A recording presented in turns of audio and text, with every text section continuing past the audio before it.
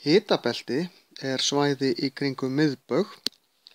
Ef við teiknum jörðina svona, miðbaugur er hér, þá er hitabeltið ákveðið svæði hérna sitt hvoru megin við miðbauginn. Þar er meðalhiti alla jafna yfir 20 gráður á Celsius yfir árið. Þarna gætir ekki árstíða, einfaldlega vegna þess að jörðin hún hallar og á veturna þá hallar norðurhvel frá sólu og sumrin hallar norðurhvel að sólu og svo öfugt hinum megin. Þess vegna er til dæmis sumar jólin í Ástralíu því að þá hallar þeir að sólu þegar við hallum frá. En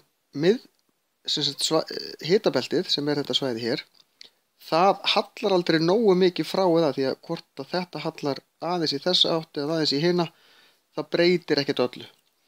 En sums staðar í hitabeltinu eru eiginlega einu árstíðirnar sem eru að það er regntími og þurrkatími.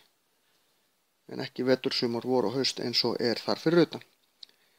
Fyrir utan hitabelti koma svo heittempruðu beltin sitt hvoru megin, svo tempruðu beltin og svona skiptist þetta.